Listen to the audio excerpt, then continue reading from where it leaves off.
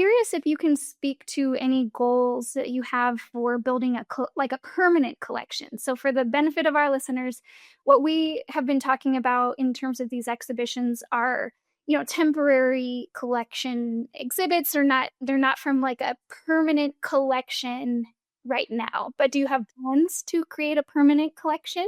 We do, and I actually haven't gotten too far into the weeds of that because I don't, we don't have anywhere to put it. Everybody keeps trying to give us art, and we don't. There's nowhere to put it, people. So, So, one thing has to happen first. You have to have the space. well, and right now I did take I shouldn't even say that, but I did take some artwork from one of the so we have a few things that are really significant here in Colorado, I think. I don't know if this happens other places. Well, I'm sure it does. But we have quite a number of Colorado women artists who have lived and worked their life here and then also had children who also become artists. And so at least one, this is kind of where we started with, oh my gosh, what are we going to do about this? Is that one of our current living artists' mom died maybe 5 years ago, and that was one of the people that we started with. Oh my gosh, what do we do about this? Because of course, what did she leave? This huge trove of her own artwork spanning decades.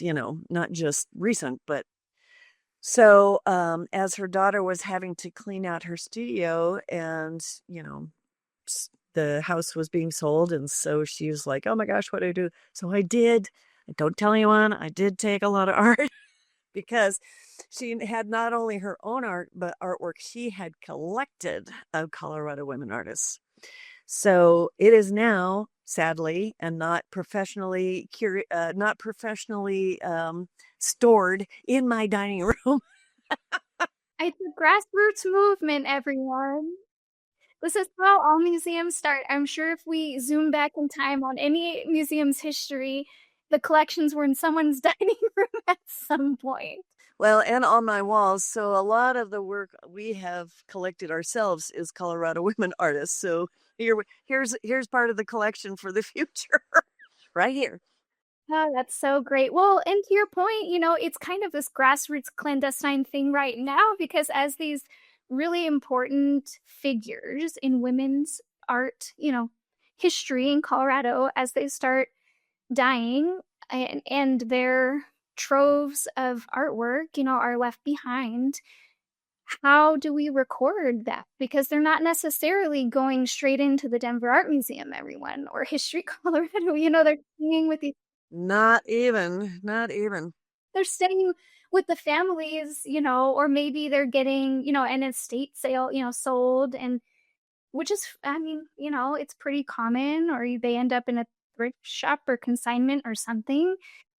And that's why we need something like this to really preserve such a unique we're unique. Our art scene is very unique. It is very unique here in Denver and in Colorado. Yes. And so to that point, we're probably off topic again, but Colorado has done a very unique thing that some of your other listeners might be interested in, is that they began this project by designating Colorado certified creative districts throughout the state.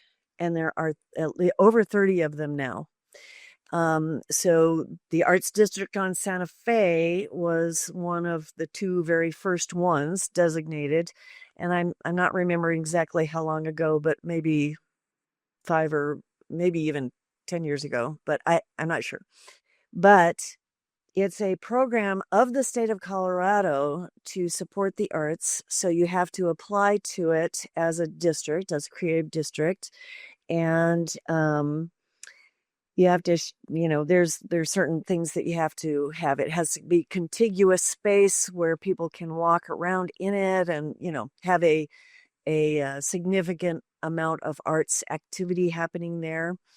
So I think that's also part of what's played into the ability of artists to go ahead and stay here and work here and not have to move to a larger arts city.